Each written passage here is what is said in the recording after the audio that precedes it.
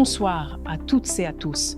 Ce soir, pendant qu'à Bujumbura, des hommes politiques congolais échangeaient des poignées de main dans un palais burundais, à Bijaga, dans le territoire de Fizi, 18 de nos concitoyens ne sont pas rentrés chez eux. Des drones ont frappé leur village. Entre ces deux scènes, il y a la distance exacte que ce journal veut vous faire mesurer.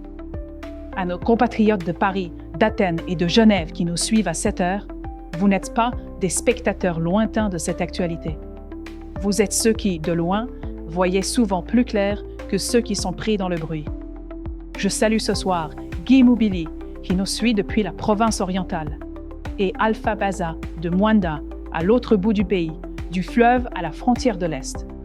Ce que vous allez entendre vous concerne tous, parce qu'il s'agit de la forme même que prendra demain le pays que vous portez en vous. Voici la tension de cette soirée. Un président étranger s'est proposé de dénouer notre crise politique. Il a reçu notre opposition, nos confessions religieuses, et il a demandé une seule chose, le dialogue. Au même moment sur le terrain, la guerre à l'Est n'a pas suspendu une seule heure de son cours. La question qui traverse toute cette édition est simple. Quand la parole diplomatique s'active à Bujumbura et que les armes parlent à Fizi, laquelle des deux fixe réellement l'avenir de la nation? Notre dossier majeur ce soir revient de Bujumbura, où Micheline a suivi ce que ces consultations ont produit, et surtout ce qu'elles ont laissé intact. Notre bloc suivant descend sur le front de l'Est, où l'armée annonce des reconquêtes, pendant que le temps, lui, travaille pour l'occupant. Puis nous monterons jusqu'au Conseil de sécurité, dont notre pays tient le marteau ce mois-ci. Commençons par cette table burundaise. Elle a réuni beaucoup de monde. Reste à savoir si elle a réuni les bonnes personnes. Ce dossier, ce soir, est celui d'un voyage. Un voyage que des ténors de notre opposition ont fait jusqu'à Bujumbura, à l'invitation d'un chef d'État étranger qui se dit médiateur. Micheline en revient avec une question que peu osent poser tout haut. Ce déplacement a-t-il fait avancer quoi que ce soit ou a-t-il seulement déplacé le décor d'une crise qui reste entière? Micheline, à toi. Merci Imelda et bonsoir à toutes et à tous. Posons d'abord les faits, nus, avec leur date.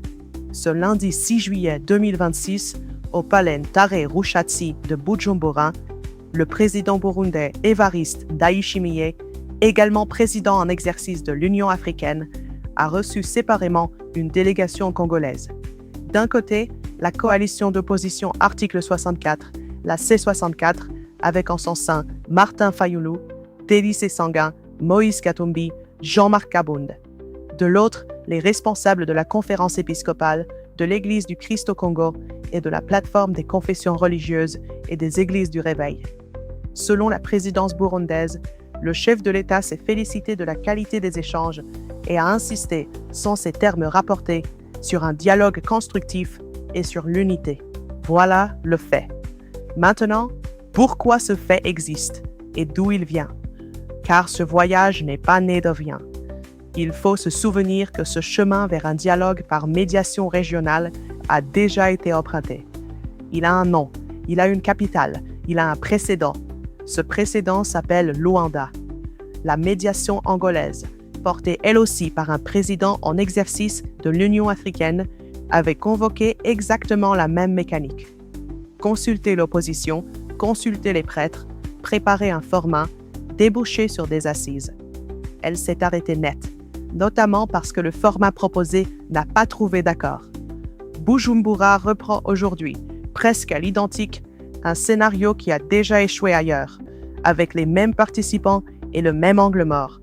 Ce qui a manqué à Luanda risque de manquer à Bujumbura, pour une raison que le déroulé même de ces consultations rend impossible à cacher. Et cette raison, c'est l'absence. Regardons qui n'était pas dans la salle. N'y étaient pas les hommes qui, ce lundi précis, tenaient le fusil dans le sud Kivu. Le coordonnateur adjoint de l'AFC M23, Bertrand Bizimois, a rejeté la médiation en une phrase qui vise le cœur du problème. Selon lui, quand le médiateur se révèle être lui-même un belligérant, il est inutile de perdre son énergie à s'interroger sur sa démarche. Il vise là un fait vérifiable et ancien. l'armée burundaise est engagée militairement sur le sol congolais, au nord et au sud Kivu, depuis des années. Dans le camp de l'ancien président Kabila, le refus est identique. Sur les réseaux, Marie-Ange Mushobekwa, José Makila, Francine Muyumba posent tous la même objection de méthode. Un acteur parti au conflit ne peut pas en être l'arbitre neutre. Franck Diongo, lui, annonce carrément le boycott. Alors, soyons justes, car l'honnêteté l'exige. Ceux qui ont fait le voyage ont eux aussi un argument sérieux. Martin Fayulu l'assume sans détour. Que Ndayishimiye soit parti au conflit, dit-il, ne les regarde pas. Ce qui les regarde, c'est qu'il préside l'Union africaine. Et que là où il y a des humains et une crise, les gens doivent se parler. C'est un argument de responsabilité, et il n'est pas méprisable. Un membre de la C64 rapporte d'ailleurs que la seule demande du président burundais a été qu'il soit flexible et accepte le principe du dialogue. Reconnaissons donc que refuser toute table n'est pas en soi une vertu. Mais voici ce que ce voyage ne change concrètement rien pour la nation. Et c'est là que le bas blesse. La C64 a redit à Bujumbura qu'elle maintient sa marche, désormais reportée au mercredi 22 juillet.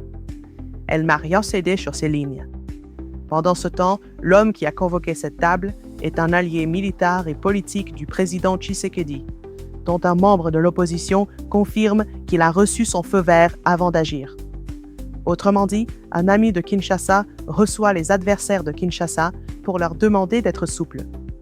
Et pendant que se joue cette chorégraphie, les acteurs qui tiennent réellement le terrain à l'Est ne sont ni invités ni présents. La crise politique se discute dans un palais, la crise armée continue, sans témoins autour de cette table. Reconnaissons ce qui doit l'être, qu'un chef d'État de la région tende la main plutôt que d'attiser, cela vaut mieux que le silence des armes qui parlent seul. Et la fatigue de 30 ans de guerre justifie que l'on explore chaque piste. Mais une médiation se juge à ce qu'elle rassemble, pas à ce qu'elle affiche.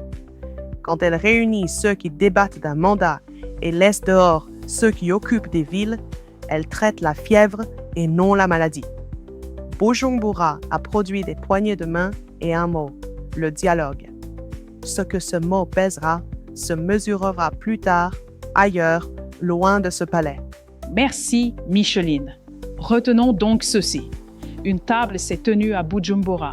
Elle a beaucoup rassemblé et laissé dehors précisément ceux dont dépend la paix sur le terrain. Et elle rejoue, à s'y méprendre, un scénario que Luanda avait déjà connu. La diplomatie régionale s'agite. Reste à savoir si elle agit. Et pour le vérifier, il suffit de descendre là où rien, ce lundi, ne s'est arrêté. Descendons donc sur ce terrain que Bujumbura n'a pas invité. Ici, ce n'est plus la parole qui commande. Ce sont les communiqués militaires et les détonations. Et il y a dans les faits du jour une tension que notre rédaction ne veut pas vous cacher. L'armée annonce des victoires. Le Temps, lui, raconte une autre histoire. Solange, qui suit ce dossier de l'Est depuis des semaines, va vous montrer où se loge exactement cette contradiction. Merci Imelda. Bonsoir à vous toutes et à vous tous. Je commence par ce que l'armée annonce, avec ses mots, ses lieux et ses dates, parce que ces annonces sont, ce soir, la matière première de ce dossier. Ce lundi 6 juillet, dans les hauts plateaux de Minembwe, en territoire de Fizi, les forces armées de la République démocratique du Congo affirment avoir repris le contrôle de 3 positions, Kimete, Wihene et Gashamata, à l'issue d'une contre-offensive contre les rebelles du M23 et leurs alliés. Le porte-parole du secteur opérationnel Sukola 2 Sud, le sous-lieutenant Regan Mbui Kalonji, indique que les assaillants se sont repliés vers Rufezi et Digaragara. Plus au nord, à Walikale, dans la localité de Minjenje, les FARDC, appuyés par les Wazalendo, annoncent avoir repoussé, ce même lundi, une offensive venue de Massissi. Et le gouverneur ad intérim du Sud Kivu, maître Jean-Jacques Elakano, rassure que Fizi Centre, Baraka et Point Zéro demeurent sous contrôle de l'armée régulière. Voilà le récit officiel. Notons d'emblée une chose, car elle est capitale pour comprendre ce dossier. toutes ces informations, sans exception, proviennent d'une seule et même source, l'appareil d'État congolais, l'état-major, un gouverneur, un porte-parole d'opération. Ce n'est pas une raison de les rejeter, mais c'en est une de les tenir à distance, avec les mots qui conviennent. L'armée annonce, l'armée affirme, l'armée rassure. Et pourquoi cette prudence ? Parce que ces annonces s'inscrivent dans une continuité que nous suivons ici depuis des jours, et que cette continuité dessine un motif troublant. Hier soir déjà, à cette antenne, nous décrivions un front figé depuis la fin de l'année dernière, une pression rebelle et rwandaise qui remonte vers l'axe de Kalemi, et une échéance américaine, celle du retrait rwandais attendu autour de la mi-juillet, qui se rapproche. Ce que les communiqués d'aujourd'hui appellent contre-offensive et reconquête, il faut le lire dans ce cadre. On reprend Kimete, Wihene et Kashamata, mais ce sont 3 positions dans un seul secteur, Minembwe, où l'on se bat déjà depuis des semaines pour les mêmes collines. Le mois dernier, c'était Ilundu et Alengayi. Cette semaine, Kimete et Kashamata. La carte bouge de village en village et revient sur elle-même. C'est cela, une guerre d'attrition. On perd une position, on la reprend, on la repère, et à la fin du compte, la ligne générale n'a pas avancé d'1 pouce en faveur de l'État. Le discours officiel a d'ailleurs sa propre lecture de ces reculs, et il faut l'entendre. Face aux rumeurs d'une chute imminente de Baraka, l'état-major explique que le repli observé ces derniers jours n'était pas un effondrement, mais une manœuvre tactique précédant la contre-offensive. L'armée dénonce même une guerre psychologique menée sur les réseaux pour installer la panique et invite les citoyens à ne se fier qu'aux communications officielles. Prenons cet argument au sérieux, car la désinformation adverse est réelle. Mais posons aussi la question que tout auditeur se pose. Quand le repli est toujours tactique et la reconquête toujours annoncée, comment l'auditeur distingue-t-il la manœuvre maîtrisée de la perte réelle de terrain ? Le seul juge ici, c'est la durée. Et la durée, depuis 18 mois, ne penche pas du côté que les communiqués voudraient. Or, il y a, dans les faits du jour, un élément qui n'est pas un jeu de communication, et devant lequel la sobriété s'impose. À Bijaga, des drones de type TB2 et TB3 des forces rwandaises ont bombardé le village. 18 civils tués, 15 blessés, pris en charge au centre de santé de Kangouli. Ce chiffre, nous le posons sans le grossir, parce qu'il n'a pas besoin d'être grossi. 18 personnes qui vivaient ce matin. Voilà ce que le temps qui passe coûte réellement, pendant qu'on discute de formats de dialogue à des centaines de kilomètres de là. Et c'est ici que je veux élargir le regard, parce qu'un chercheur vient de nommer précisément ce que ce dossier a de plus grave. Interrogé ce lundi, Joshua Walker, du programme Afrique de Chatham House, prévient que même sans nouvelle avancée du M23, chaque jour d'occupation enracine davantage le mouvement dans l'Est. Ce sont ces mots. Le simple passage du temps peut aboutir, de fait, à une partie de la RDC qui échappe durablement au contrôle du gouvernement. Retenez cette idée, car elle éclaire tout le reste. L'ennemi n'a plus besoin de gagner des batailles. Il lui suffit de durer. Chaque semaine où la ligne ne bouge pas est une semaine gagnée par celui qui occupe et perdue par celui qui doit reconquérir. Alors, permettez, dernière observation, tirée de ce que nous avons longuement analysé dans nos émissions de fond sur la guerre d'attrition et sur ce que certains ont nommé, dans la bouche même d'un ancien chef d'État, la soudanisation. L'histoire enseigne une chose. Quand une division de faits s'installe et se prolonge assez longtemps, elle finit par se présenter d'elle-même comme une solution raisonnable.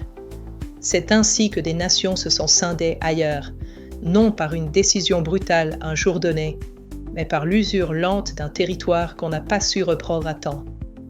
Le vocabulaire de la médiation, du dialogue, de la patience peut, s'il dure trop, devenir le vocabulaire de l'acceptation. Ce n'est pas une prédiction, c'est un avertissement que les faits déposent devant nous. Reste alors une équation simple et sévère. L'armée reprend des collines à Minembwe. Le calendrier, lui, ne cesse d'avancer vers une échéance et vers un enracinement que rien sur cette carte n'a encore inversé. Entre la position reconquise ce lundi et le territoire perdu depuis 18 mois, ce n'est pas la même unité de mesure. Merci Solange. Gardons donc ces deux images côte à côte, une colline reprise et un pays qui, semaine après semaine, laisse une part de lui-même s'installer sous une autre autorité. Ce sont les mêmes minerais, souvent, qui financent les drones de Bijaga et qui intéressent le reste du monde. Et c'est justement de ces minerais qu'il sera question ce mois-ci, à la plus haute tribune de la planète, où notre pays vient de prendre la présidence.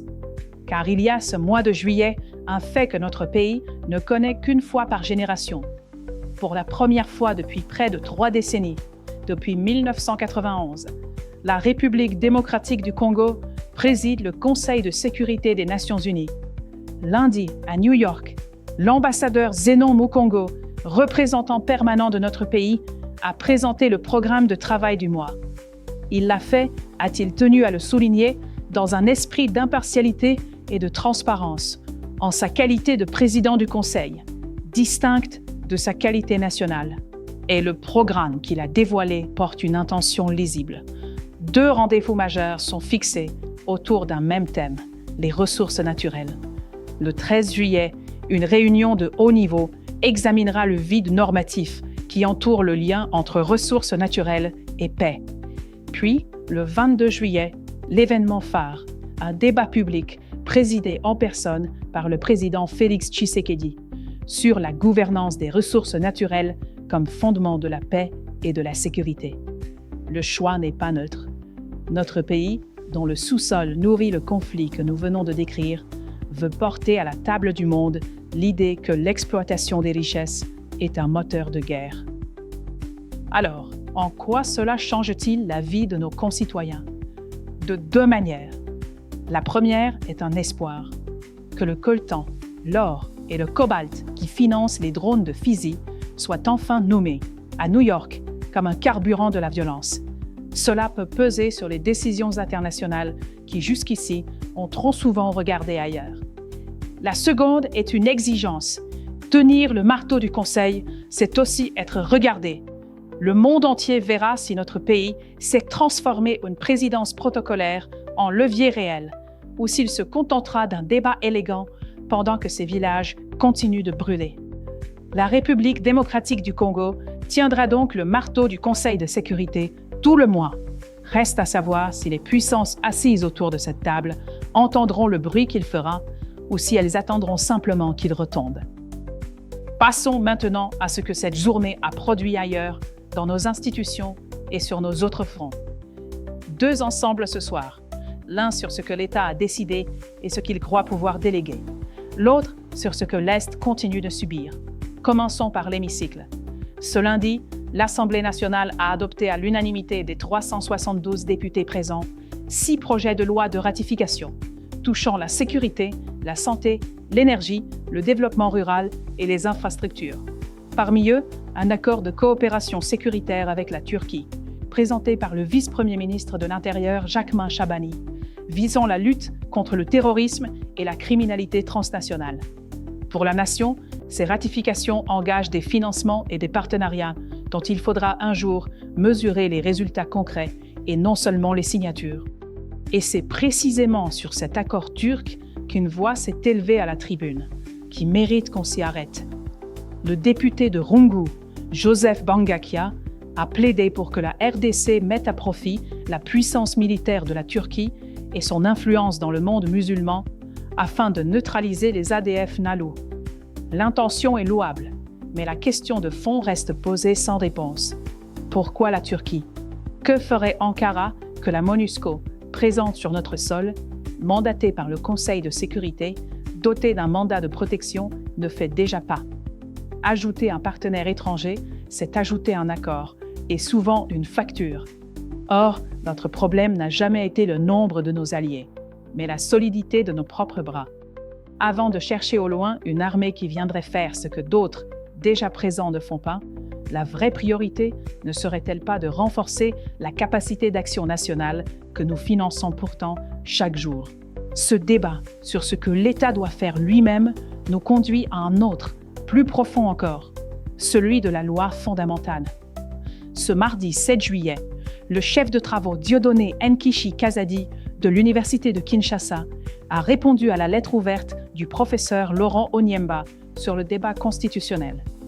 Il y soutient que le peuple souverain conserve le droit de se doter d'une nouvelle constitution, que l'article 220 limite le président et le Parlement, mais jamais le peuple, et qu'aucune constitution ne peut juridiquement empêcher sa propre disparition. Le professeur Onyemba, lui, dénonçait au contraire une inconstitutionnalité manifeste de la loi référendaire. Nous posons ces deux thèses côte à côte, sans en valider aucune, car ce sont là deux voies du débat juridique congolais, et c'est à ce débat, non à notre rédaction, de trancher. De la loi, revenons au terrain, où l'Ituri concentre ce soir deux mouvements contraires. D'un côté, une offensive annoncée.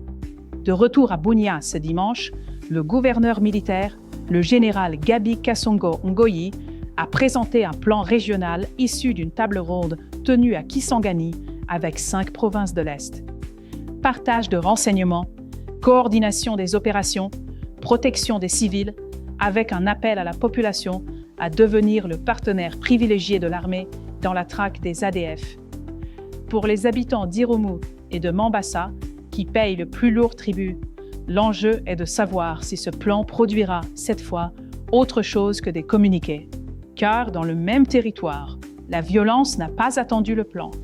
Depuis dimanche soir, dans le territoire de Djougou, la présence signalée de miliciens de la Codeco au village de Tsalaka sème la psychose. Selon le Parlement des jeunes de l'Ituri, 2 civils ont déjà été tués dans la nuit à Djojo et la structure redoute de nouvelles attaques de grande ampleur. La Codeco n'est ni le M23 ni les ADF. C'est une milice locale et c'est précisément ce qui doit nous arrêter. Car voilà le vrai visage de ce qui attend la nation. La semaine dernière, à l'hôtel de la Défense, le vice-premier ministre à la Défense, Guy Kabombo Mwadiamvita, et le chef de la MONUSCO, James Swan, parlaient déjà du désarmement des groupes armés. Mais ce mot, désarmement, recouvre un chantier de 30 ans face à plus de 130 groupes armés que le pays compte encore, dans une économie de guerre qui paie souvent mieux que la paix. Le jour où les canons se tairont enfin à l'Est, entre Kinshasa et le Rwanda, il restera Tsalaka, il restera Djougou, il restera ces dizaines de foyers de violence que ni un accord ni une poignée de main ne dissoudront. La main tendue de l'armée et la peur qui revient dans les collines, c'est le même Ituri, à la même heure, et c'est un avertissement pour tout le pays. Et cette même province porte un 3e fardeau, sanitaire celui-là.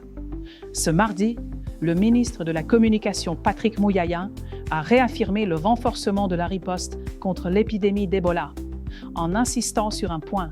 Sans l'implication communautaire, la maladie ne sera pas vaincue. Élus, motards, chauffeurs, chefs coutumiers, responsables religieux, tous appelés à la sensibilisation, alors que la souche Bundibugyo, pour laquelle il n'existe encore ni vaccin ni traitement homologué, se confond parfois avec le paludisme et complique la détection précoce. 3 fardeaux dans une seule province, une traque à mener, une milice qui rôde, un virus qui ne rotule pas. On pourrait croire que l'Ituri est au bord de céder sous ce triple poids. Et pourtant, ce sont ses habitants, appelés à guider l'armée et à porter la riposte sanitaire, qui restent ce soir encore la première ligne de défense de leur propre terre. Retenons que l'État ratifie, débat et cherche des alliés lointains, pendant que ces provinces de l'Est portent seules la charge la plus lourde. Voilà notre édition de ce mardi 7 juillet. 2 images en résument le sens. À Bujumbura, le président Ndayishimiye a reçu la C-64 de Martin Fayulu et nos confessions religieuses leur a demandé d'être flexibles et d'accepter le dialogue, sans qu'aucun des acteurs armés de l'Est, ni l'AFC M23, ni ceux qui tiennent réellement les collines, ne soient à la table, dans un scénario qui rappelle l'échec de Luanda. Et à Minembwe, en territoire de Fizi, nos forces armées ont repris Kimete, Wihene et Kashamata, pendant qu'à Bidjaga, 18 civils tombaient sous des drones, et qu'un chercheur nommait le vrai danger, non plus la défaite, mais la durée qui enracine l'occupant. La pensée que nous vous laissons ce soir est née de cette édition même. Une nation ne se perd pas toujours dans le fracas d'une bataille. Elle se perd parfois dans la patience d'une négociation qui ne rassemble pas les bonnes personnes, et dans l'habitude, prise jour après jour, de vivre amputée d'une partie d'elle-même. Le temps n'est pas neutre. Il choisit un camp. Et ce camp est toujours celui qui occupe le terrain, jamais celui qui doit le reprendre. Le prochain rendez-vous est déjà inscrit sur le calendrier. Le 22 juillet, la marche de la C64 dans les rues de Kinshasa et le débat de notre président au Conseil de sécurité sur les ressources qui financent nos guerres tomberont le même jour.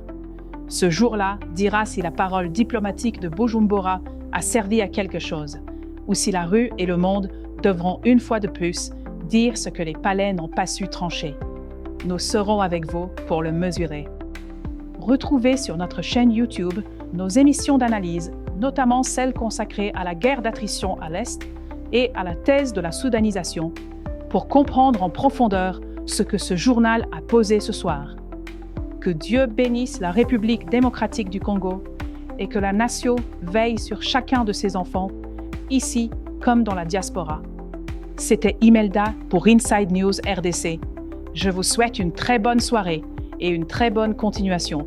N'oubliez jamais, les faits d'abord et toujours.